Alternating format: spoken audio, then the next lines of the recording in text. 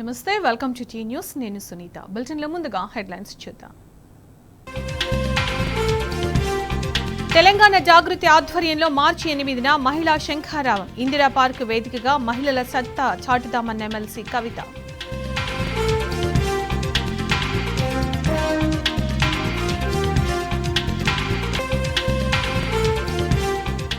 BC కులగణనపై తీవ్ర వ్యతిరేకత ఉంది. ప్రజా సమస్యలపై పోరాటం ఉధృతం చేస్తామన్న తలసాని.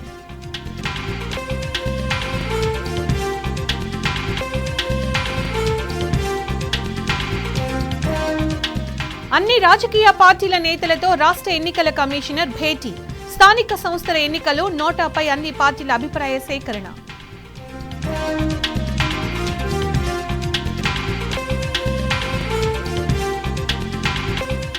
ఖమ్మం మిర్చి మార్కెట్ను సందర్శించిన ఏఐయుకేఎస్ బృందం. కనీస మద్దతు ధర ఇవ్వాలని రైతుల డిమాండ్.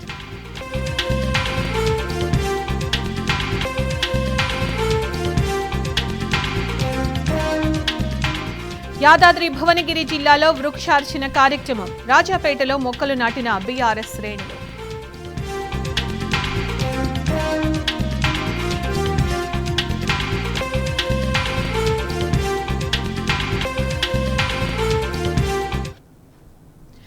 మేయర్పై అవిశ్వాసం పరిస్థితులకు అనుగుణంగా ఆలోచన చేస్తామన్నారు మాజీ మంత్రి MLA Talasani Srinivas Yadav. GHMC standing committee ఎన్నికలు పెట్టారన్నారు. 17 వరకు గడువు ఉందని, అప్పటి వరకు నిర్ణయం తీసుకుంటామని తెలిపారు.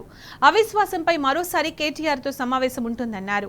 2-3 రోజుల్లో బీఆర్ఎస్ అధినేత కేసీఆర్తో కార్పొరేటర్ల సమావేశం ఉంటుందని చెప్పారు. నగరంలో ప్రజా సమస్యలపై పోరాటం ఉధృతం చేస్తామన్నారు. బీసీ కులగణనపై బీసీలో తీవ్ర వ్యతిరేకత ఉందని, ప్రభుత్వం ఇచ్చిన బీసీ నివేదిక తప్పుల తడకలా ఉందని మండిపడ్డారు. నిజానికి బీసీలు 57% ఉండాలని, గతంలో బీఆర్ఎస్ చేసిన సర్వేలో కేవలం బీసీ శాతమే 51గా ఉందని గుర్తు చేశారు.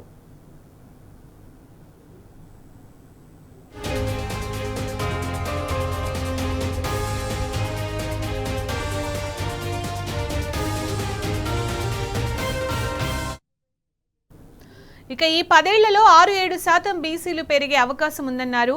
ముస్లింల జనాభా 10%, ఎస్సీలు 20%, ఎస్టీలు 12% వరకు ఉంటారని చెప్పారు.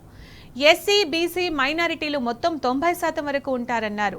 సమగ్ర కుటుంబ సర్వే అప్పుడు 8% ఉన్న ఓసీల సంఖ్య ఇప్పుడు డబుల్ ఉంటుందని తెలిపారు. ఎన్నికల కమిషన్ ఇచ్చిన లెక్కల్లో కూడా తేడా ఉందని అనుమానం వ్యక్తం చేశారు. రాష్ట్రంలో 60 లక్షల మంది లెక్కల్లో లేకుండా పోయారని, చనిపోయిన వారి లెక్కలు ఏవని నిలదీశారు. సర్వేలో బీసీ ముస్లింలు పెరగలేదు, కానీ ఓసీ ముస్లింలు మాత్రం పెరిగారన్నారు.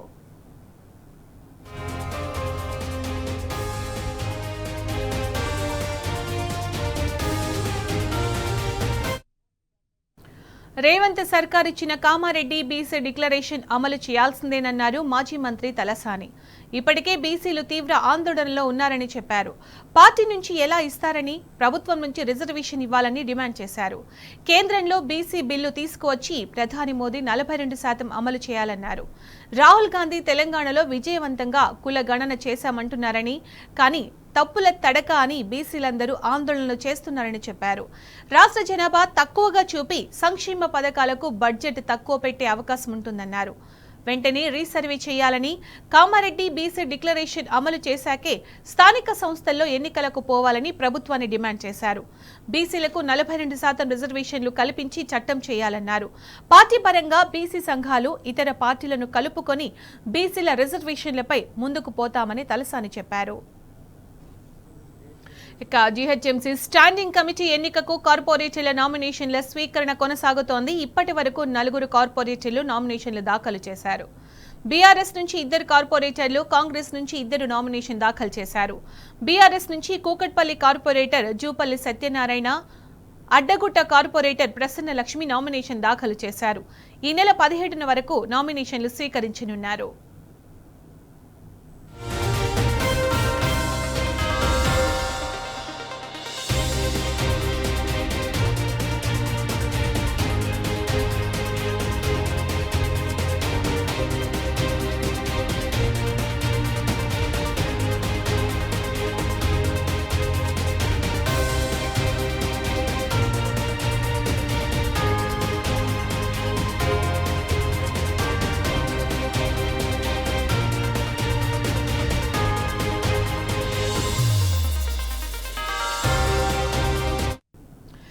ఆదిలాబాద్ జిల్లా మల్లాపూర్ గ్రామస్తులు ఆందోళనకు దిగారు. మల్లాపూర్ పంచాయతీని సిరికొండ మండలం నుంచి ఇంద్రవెల్లి మండలానికి విలీనం చేయాలని డిమాండ్ చేశారు. లేకుంటే ఆందోళనతో పాటు స్థానిక సంస్థల ఎన్నికలను బహిష్కరిస్తామని తెలిపారు. ఈ మేరకు మల్లాపూర్, ధర్మసాగర్, బోర్జుగడ గ్రామాల పెద్దలు ప్రత్యేకంగా సమావేశమై తీర్మానం చేశారు. ఒక్క పంచాయతీరాజ్ శాఖ తప్ప అన్ని శాఖలను ఇంద్రవెల్లి మండలంలోనే విలీనం చేశారని చెప్పారు. ఇప్పటికైనా అధికారులు తగిన చర్యలు తీసుకుని ఇంద్రవెల్లి మండలంలో పంచాయతీరాజ్ శాఖను కలపాలని డిమాండ్ చేశారు. తెలంగాణ రాష్ట్రం ఏర్పడిన తర్వాత కొత్త మండలాల బైఫర్గేషన్లో ఏదైతే ఆదిలాబాద్ జిల్లా ఇందర్వెల్లి మండలంలో కొనసాగినటువంటి మల్లాపూర్ గ్రామాన్ని కొత్తగా ఏర్పడినటువంటి ఏదైతే సిరికొండ మండలం ఉందో అక్కడ కలపడం జరిగింది. ఈ గ్రామం యొక్క అభిప్రాయం లేకుండా, గ్రామం యొక్క తీర్మానం లేకుండా మరి ఇక్కడ ఇందర్వెల్లి దగ్గర అవుతుంది, మరి సిరికొండ దగ్గర అవుతుంది అనేది తెలియకుండానే, గ్రామం అభిప్రాయం లేకుండానే బైఫర్గేషన్ చేశారు. అయినా మేము ఏమంటున్నాం, అప్పటి నుంచి పోరాటం చేసుకుంటున్నాయి వస్తున్నాం. సిరికొండ నుంచి రెవెన్యూ మొత్తానికి ఇందర్వెల్లి, ఇప్పుడు మాకు సర్టిఫికేట్లు అన్నీ కూడా ఇందర్వెల్లి నుంచి వస్తున్నాయి. కాకపోతే మా యొక్క మండల పరిషత్ ఏదైతే ఉన్నదో ఎంపీడీఓ గారు ఇప్పటి వరకు సిరికొండనే ఉన్నది.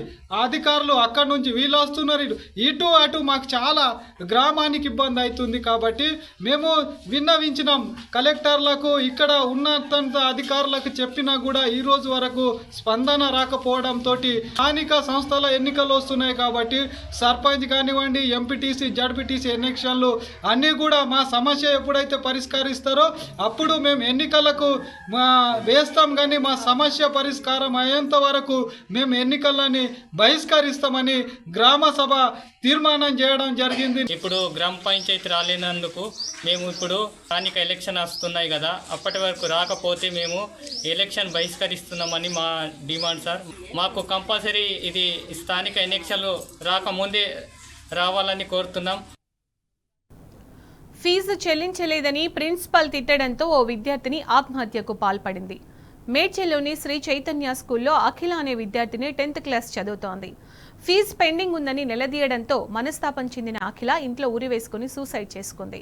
ప్రస్తుతం విద్యార్థి చావు బ్రతుకుల మధ్య కొట్టుమిట్టాడుతోంది. స్కూల్ యాజమాన్యాన్ని విద్యార్థి తల్లి నిలదీసింది. నా కూతురు వెంటిలేటర్ మీద ఉందని 2 లక్షలు ఇస్తా, నా కూతురుని తెచ్చివ్వండి కన్నీరు మున్నీరవుతున్నారు. ఫీజు కట్టకపోతే పేరెంట్స్ని ఇబ్బంది పెట్టాను. నేను ఏం చేసినాను, అందరి ముందు నన్ను ఇన్సల్ట్ చేసిందని స్కూల్ కాడ నుంచి ఏడ్చుకుంటూ వచ్చింది. మా ఇంట్లో పని ఉంటుంది, పూలమ్మ అని ఉంటుంది. పూలమ్మకు కూడా చెప్పింది. పూలమ్మ ప్రిన్సిపల్ మేడం నన్ను చాలా టార్చర్. నేను నైటీ మీదనే ఉన్నా. వెళ్దాం ప్రిన్సిపల్ కాడికి, నేను మాట్లాడతాను. ఆమెకి ఎవరిచ్చారు నేను మన తిట్టే రేట్స్ ఫీజుల గురించి నేను చెప్తాను. నా బిడ్డ చాలా డిప్రెషన్గా ఫీల్ అయ్యి సూసైడ్ చేసుకున్నాను. యశోదలో అడ్మిట్ అయింది. పేరు అఖిల. వెంటిలేటర్ ఇంతకుముందు వీళ్ళు ఇంతకుముందు ఏమన్నా ఇట్లా అసలు నా బిడ్డ అంత అట్లాంటి ఆలోచన కూడా ఉండదు. అంటే ఇంతకుముందు స్కూల్స్ ఇట్లా ఏమన్నా చేసిరని చెప్పారా? ఏమన్నా నాకేం వీళ్ళు ఇబ్బంది పెడతారు, ప్రిన్సిపల్ మేడం ఇబ్బంది పెట్టిందని చెప్పింది. 3 రోజుల నుంచి ఏడ్చింది, రోజు ఏడ్చింది. మేము అక్కడంటే కూడా మా ఫ్రెండ్స్ ముందు ప్రిన్సిపల్ మేడం నువ్వు తింటే మా ఫ్రెండ్స్ ముందు బరువు పోయినట్టు అనిపించింది. వద్దు, నువ్వు పోమాకు మమ్మీ, నీ కోపం ఎక్కువ, నువ్వు పోమాకు. ఏ రోజు కూడా నా పిల్లలు 2 years నుంచి చదువుతున్నా ఎప్పుడు కూడా ఒక మేడం ఒక మాట అన్నదాన్ని కాదు, ఒకరిని ఒక మాట అనేదాన్ని కాదు. నా పిల్లలతో పాటు వేరే పిల్లలకు కూడా బాక్సులు పంపించిన. నాది మామూలు పొజిషన్ అయినా పిల్లలకి అన్నం లేని పిల్లలు కూడా చాలా మంది అన్నం, ఇంటి పక్కన వాళ్ళకి, బిల్డింగ్ వాళ్ళకి, అపార్ట్మెంట్ వాళ్ళు అందరూ చెప్పింది ప్రిన్సిపల్ ఫీజు గురించి నన్ను ఇబ్బంది చేస్తుంది. మా ఇంటి పని కూడా చెప్పింది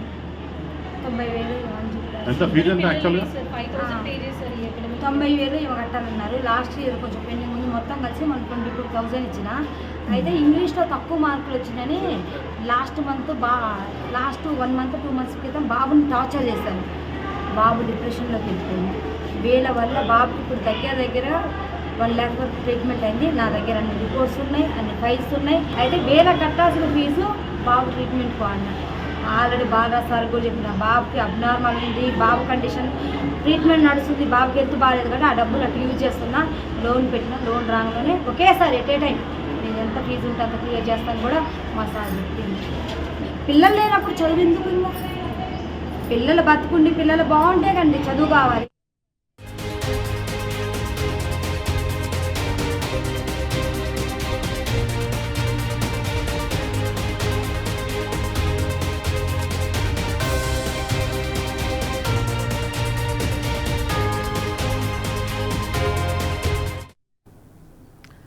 రంగారెడ్డి జిల్లా మాడుగుల మండలంలో అధికార పార్టీ ఎంపీ ఎమ్మెల్యేకు చేదు అనుభవం ఎదురైంది. మాడుగుల మండలంలో ఎమ్మెల్యే కసిరెడ్డి నారాయణ రెడ్డి, ఎంపీ మల్లు రవిని ప్రజలు అడ్డుకున్నారు. మాడుగుల మండలం అందుగుల, ఇర్విన్, కుబ్యా తాండాలలో పలు అభివృద్ధి పనులకు శంకుస్థాపన కోసం ఎమ్మెల్యే కసిరెడ్డి నారాయణ రెడ్డి, ఎంపీ మల్లు రవి వచ్చారు. అయితే అందుగుల వాగులో బ్రిడ్జి లేక ఇబ్బంది పడుతున్నామన్న ప్రజలు నేతల దృష్టికి తీసుకొచ్చారు. వాగును పరిశీలించకుండానే వెళుతున్న ఎమ్మెల్యే, ఎంపీ వాహనాలను గ్రామస్తులు అడ్డుకున్నారు. ఇచ్చిన హామీలు ఏమయ్యాయని నిలదీశారు. అటు ఇర్విన్ రిజర్వాయర్ను రద్దు చేయాలని, ఇర్విన్ మండలం ఏర్పాటు చేయాలని ప్లకార్డులు ప్రదర్శించారు. పోలీసుల జోక్యంతో ఎమ్మెల్యే కసిరెడ్డి నారాయణ రెడ్డి, ఎంపీ మల్లు రవి అక్కడి నుంచి వెళ్లిపోయారు.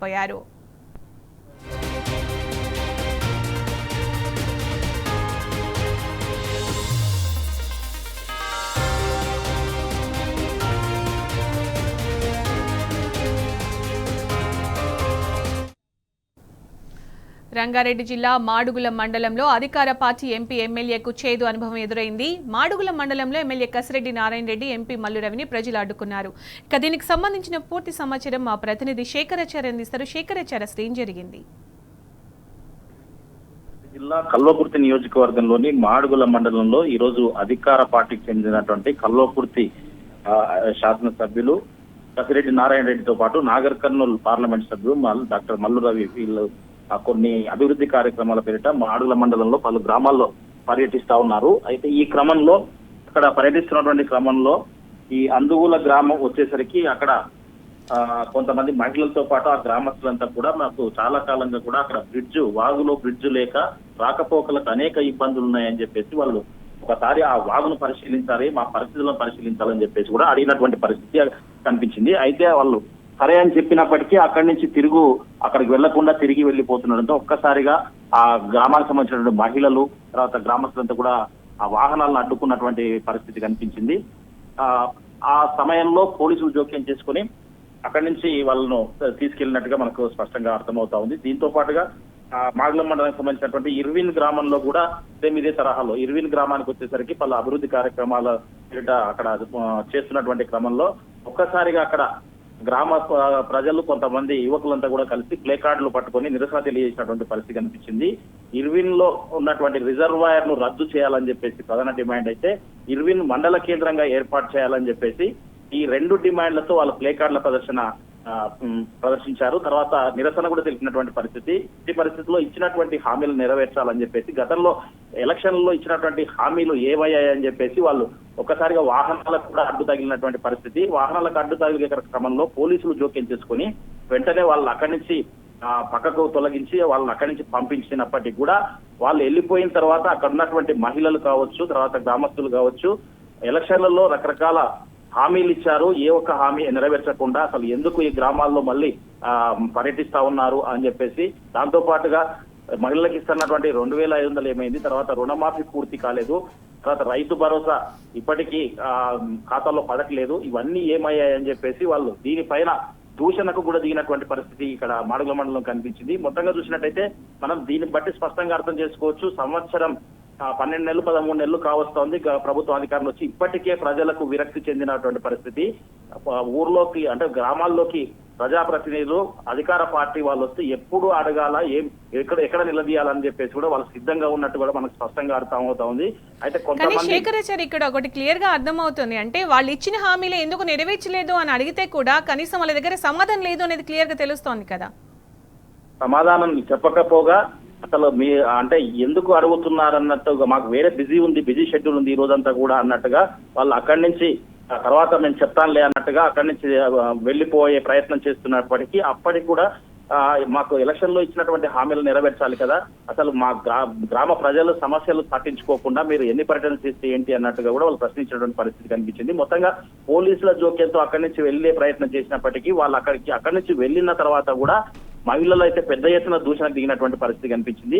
మహిళలతో పాటు చాలా మంది కూడా ఇచ్చినటువంటి కాంగ్రెస్ ప్రభుత్వం అధికారంలోకి రాకముందు ఒక మాట, వచ్చిన తర్వాత ఒక మాట, కనీసం ప్రజల సమస్యలు వినేటువంటి సమయం కూడా ఇవ్వకపోతే అసలు ఈ ప్రజాప్రభుత్వం అని ఎట్లా చెప్తారని చెప్పేసి కూడా కొంతమంది నిలదీస్తా ఉన్నటువంటి పరిస్థితి కనిపిస్తా ఉంది. గతంలో పరిస్థితులు ఇలా ఉండేవి కావు.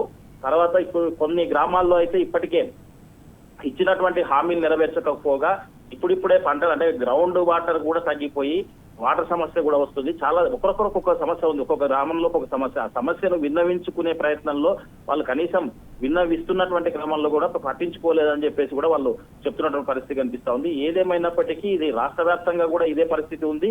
ఇక్కడ జరిగినటువంటి ఏదైతే ఈ రోజు జరిగిందో అది అంటే ప్రజల మనసులో నుంచి వచ్చింది. తర్వాత అడగాలనే ఆలోచనతో వాళ్ళు తమ సమస్యను గోడును వెళ్ళబుచ్చుకోవాలనే సమస్యలో వినకుండా పోయిందని చెప్పేసి వాళ్ళు వాహనాలకు అడ్డు తగిలినటువంటి పరిస్థితి కనిపించింది. పోలీసుల జోక్యంతో వాళ్ళు అక్కడి నుంచి వెళ్లిపోయే ప్రయత్నం చేశారు. పోలీసులు కూడా వాళ్ళని అక్కడి నుంచి పంపించినటువంటి పరిస్థితి అయితే స్పష్టంగా కనిపించింది. ఏదేమైనప్పటికీ ఇచ్చిన హామీలు నెరవేర్చేయడంలో మాత్రం కాంగ్రెస్ ప్రభుత్వం విఫలమైందని చెప్పేసి వాళ్ళు అక్కడి నుంచి వెళ్ళిన తర్వాత కూడా మహిళల దూషణలు అయితే ఆగలేదు.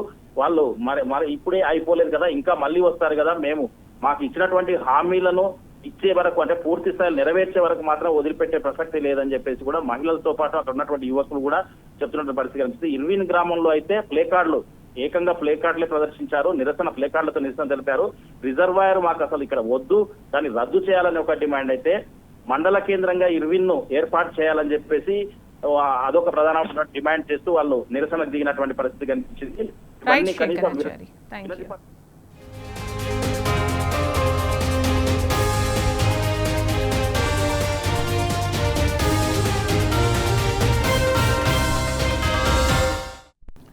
ఖమ్మంలో విషాదం చోటు చేసుకుంది. అనారోగ్య సమస్యలతో వృద్ధ దంపతులు ఆత్మహత్యకు పాల్పడ్డారు. నరసింహారావు, కోటమ్మ దంపతులు ఖమ్మం బ్యాంక్ కాలనీలో నివసిస్తున్నారు.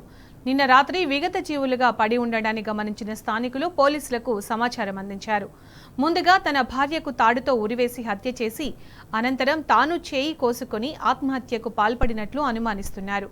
వీరికి 2 కుమార్తెలున్నా ఇప్పుడు ఎవరు వారి తల్లిదండ్రుల దగ్గరకు వచ్చింది లేదని స్థానికులు చెబుతున్నారు.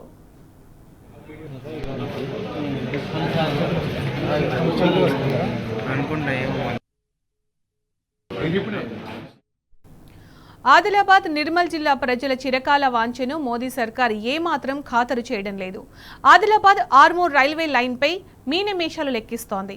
రైల్వే లైన్ కావాలని అక్కడి ప్రజలు 30 ఏళ్ల నుంచి గొంతెత్తి నినదిస్తున్నారు. 4 ఏళ్ల క్రితం సర్వే చేస్తామని ప్రగల్భాలు పలికింది. ఆ తరువాత సర్వే అటకెక్కింది. నిధుల జాడ లేనేలేదు.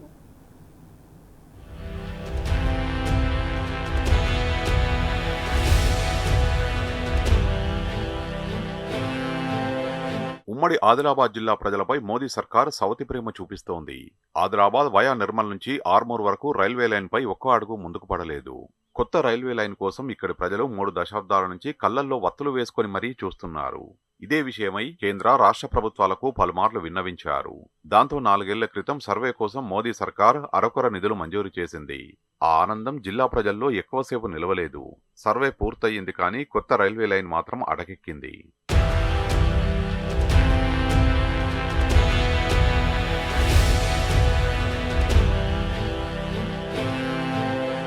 కొత్త రైల్వే లైన్ సర్వే రిపోర్ట్ కేంద్ర ప్రభుత్వానికి అందడంతో నిధులు మంజూరు చేస్తారని జిల్లా ప్రజలు ఆశగా చూశారు. గత 3 బడ్జెట్ కేటాయింపుల్లో రైల్వే లైన్ ఊసేలేదు. ఆదిలాబాద్ ఆర్మూర్ రైల్వే లైన్ కోసం నిర్మలా సీతారామన్ ₹1 కేటాయించలేదు. ఇటీవల ప్రవేశపెట్టిన బడ్జెట్ కేటాయింపుల్లో కూడా మొండిచేయి ఇచ్చారు. దీంతో కొత్త రైల్వే లైన్ వస్తుందా లేదా అని ప్రజలు సందేహపడుతున్నారు. ఉమ్మడి ఆదిలాబాద్ జిల్లాలో ఉన్నటువంటి అన్ని వర్గాల ప్రజలు, ప్రజాస్వామికవాదులు, మేధావులు, కార్మికులు, వ్యాపారస్తులు, ఉద్యోగస్తులు, అదేవిధంగా ప్రజా సంఘాలు అన్నీ కూడా కలిసి ఉద్యమ కార్యాచరణను ప్రకటించబోతున్నాం. కాబట్టి ఆదిలాబాద్ జిల్లా పూర్తిగా ఇవాళ వెనక్కి నిర్లక్ష్యానికి గురి చేయబడ్డది.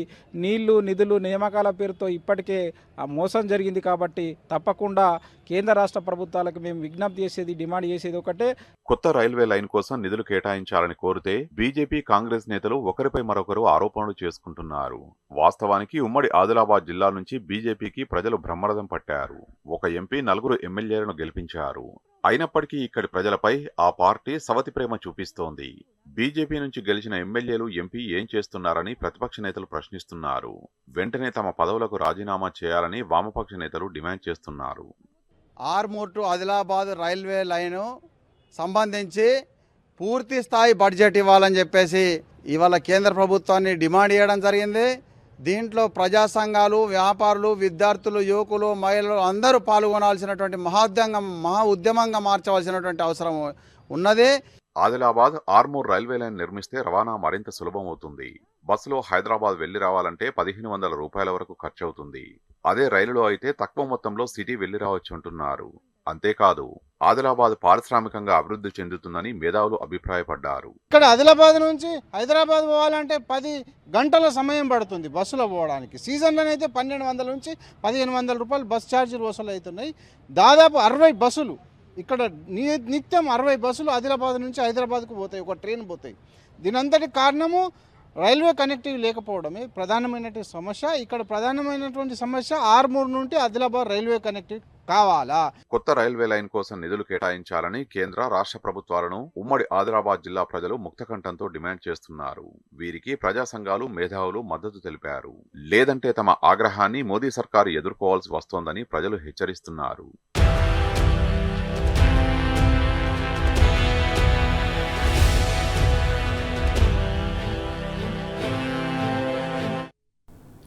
విజయవాడ సికింద్రాబాద్ మధ్య 3వ రైల్వే లైన్ విస్తరణ పనుల వల్ల ప్రయాణికులు తీవ్ర ఇబ్బందులు పడుతున్నారు. నాన్ ఇంటర్లాకింగ్ పనులు జరుగుతుండటంతో పలు రైళ్లను రద్దు చేశారు. ఈ నెల 21 వరకు ఇదే పరిస్థితి ఉంటుందని రైల్వే శాఖ ప్రకటించింది. ఇక విజయవాడ ఖమ్మం మధ్య 3వ లైన్ పూర్తి చేయాలంటే మరో నెల రోజులు పడుతుందని అధికారులు చెబుతున్నారు. ఖమ్మం జిల్లాలో కొనసాగుతున్న నాన్ ఇంటర్లాకింగ్ పనులపై మరింత సమాచారాన్ని మా ఖమ్మం జిల్లా ప్రతినిధి సాంబశివరావు అందిస్తారు. సికింద్రాబాద్ విజయవాడ మధ్య 3వ రైల్వే లైన్ విస్తరణ పనుల్లో భాగంగా చేపట్టినటువంటి పనులు పూర్తి స్థాయిలో రైల్వే వ్యవస్థను ఆపేసాయని చెప్పుకోవాలి. ప్రయాణికుల రాకపోకలకు తీవ్ర ఇబ్బందులు పడుతున్నటువంటి పరిస్థితులు ఉన్నాయి. మనం చూడవచ్చు ప్రస్తుతం ఈ 2 ట్రాకులు గతంలో ఉన్నటువంటి పాత ట్రాక్ నెంబర్ 1 ఇది, అట్లాగే ఇటు పక్కన ట్రాక్ నెంబర్ 2 ఉంది. ఈ 2 ట్రాకులు మాత్రము ప్రజెంట్ అందుబాటులో ఉన్నాయి. 3వ ట్రాక్ను అందుబాటులోకి తీసుకురావడంలో భాగంగా కొత్తగా మరొక ట్రాక్ను నిర్మిస్తున్నారు. మొత్తం మాన్యువల్ వర్క్ జరుగుతూ ఉంది. ఈ మాన్యువల్ సిస్టంలో దీన్ని నాన్ ఇంటర్లాకింగ్ వర్క్ అంటారు. Interlocking work and non interlocking work అని 2 సందర్భాలు చూపిస్తాయి. సాధారణంగా ట్రైన్ వచ్చేటప్పుడు గ్రీన్ సిగ్నల్ పడుతుంది, కానీ ఇప్పుడు మనం పట్టాల దగ్గర చూడొచ్చు ఒక ట్రైన్ వస్తూ ఉంది, కానీ రెడ్ సిగ్నల్ మాత్రమే చూపిస్తూ ఉంది. ఒకసారి మన వీడియో జర్నలిస్ట్ నాగరాజు మీకు చూపించే ప్రయత్నం చేస్తాడు. మొత్తం మాన్యువల్ వర్క్లో జనాలంతా ఉండగా కూడా ఆ పక్కన రెడ్ సిగ్నల్లోనే ట్రైన్ మూవ్ అవుతూ ఉంది. దీన్నే నాన్ ఇంటర్లాకింగ్ వర్క్ అని అంటారు. నాన్ ఇంటర్లాకింగ్ వర్క్ అంటే ఏంటంటే పూర్తిగా మాన్యువల్ సిస్టంలో ఈ విస్తరణ పనులు అట్లాగే అభివృద్ధి పనులను చేపట్టడాన్ని నాన్ ఇంటర్లాకింగ్ వర్కింగ్ అంటారు. ఇంటర్లాక్ వర్క్ అంటే పూర్తిగా ఆటోమేటిక్ సిస్టంలో జరుగుతుంది. సిగ్నల్ ఆఫ్ అయినప్పుడు ట్రైన్ ఆగిపోతుంది, సిగ్నల్ రన్ అయినప్పుడు ట్రైన్ నడుస్తుంది. కానీ ఈ నాన్ ఇంటర్లాకింగ్ వర్క్ సిస్టంలో పూర్తిగా సిగ్నల్స్ అన్ని ఆపేసి కేవలం అనుమతించినటువంటి బండ్లను మాత్రమే ఆయా ట్రాక్ల మీదకి వెళ్తాయి. దానికి ఒక సమయం సందర్భం అంటూ ఉండదు. ఎప్పుడు అనుమతిస్తే అప్పుడు ముందుకు వెళ్లేలాగా పనులు చేపడతా ఉన్నారు. సో నాన్ ఇంటర్లాకింగ్ పద్ధతిలో పనులు జరుగుతున్నాయి కాబట్టి మాన్యువల్గా సిగ్నల్ ఇవ్వాల్సి ఉంటుంది. ఇప్పుడు ఈ ట్రాక్ మీద ఒక గ్రీన్ జెండా పట్టుకొని ఒక వ్యక్తి ఈ వెళ్తున్నటువంటి ట్రైన్కు సిగ్నల్ ఇస్తున్నాడు. అంటే కంపల్సరీ మాన్యువల్ నాన్ ఇంటర్లాకింగ్ సిస్టంలో మాన్యువల్ పద్ధతిలో మాత్రమే ట్రైన్స్ వెళ్తూ ఉంటాయి కాబట్టి మొత్తంగా సికింద్రాబాద్ హైదరాబాద్ల మధ్య నడిచేటువంటి ఈ 2 ప్రాంతాల విజయవాడ సికింద్రాబాద్ మధ్య నడిచేటువంటి అన్ని రైళ్లను రద్దు చేశారు. దీంతో రాకపోకలు పూర్తిగా బంద్ చేశారు. ఈ నెల ఫిబ్రవరి 10వ తేదీ నుంచి 21వ తేదీ వరకు దాదాపు 11 రోజుల పాటు ఇదే పద్ధతి ఉంటుందని చెప్తున్నారు. ఈ విజయవాడ నుంచి సికింద్రాబాద్ వెళ్లే మార్గంలో 3వ లైన్ పనులను బిట్ల వారీగా చేపడుతున్నారు. అంటే పూర్తి స్థాయిలో ఒకేసారి నిర్మాణం సాధ్యం కాదు కాబట్టి పాయింట్ల వారీగా చేపట్టారు. మదిర నుంచి విజయవాడ వరకు ఒక పాయింట్ తీసుకున్నారు. ఇట్లా మదిర నుంచి పందిళ్ళపర్రి మోటమర్రి మధ్యలో మరొక పాయింట్ తీసుకున్నారు. ఇప్పుడు మోటమర్రి నుంచి కనెక్ట్ చేసేటువంటి మహబాద్ మధ్య కనెక్ట్ చేసేటువంటి మార్గంలో ఇప్పుడు కొత్త లైన్ తీసుకున్నారు. ప్రస్తుతం మనం ఖమ్మం నగరానికి ఆనుకొని ఉన్నటువంటి ఖమ్మం ప్రధానమైనటువంటి ఏ క్లాస్ రైల్వే స్టేషన్గా ఉన్నటువంటి ప్రాంతంలో మనం ఉన్నాం. ఇక్కడ చాలా ఎంత పెద్ద ఎత్తున వర్క్స్ జరుగుతున్నాయో చూడొచ్చు. ఈ పనుల కారణంగా రాబోయే 10-11 రోజుల పాటు పూర్తిగా ఈ విజయవాడ సికింద్రాబాద్ మధ్య నడిచేటువంటి అన్ని రైళ్లను రద్దు చేశారు. అంటే మిగతా రైళ్ళు అంటే సుదూర ప్రాంతాల నుంచి రైళ్లను మాత్రము ఇక్కడ జారీ చేసేటువంటి మెమోల ఆధారంగా నడుపుతూ ఉన్నారు. రెడ్ సిగ్నల్ ఉన్నప్పటికీ అది నడుస్తూ ఉంటుంది. ఈ పనులు ఇంకొక నెల రోజుల పాటు జరుగుతాయని చెప్పి ప్రయాణికుల రాకపోకలకు తీవ్రంగా ఇబ్బంది కలిగేటువంటి అవకాశం ఉంటుంది.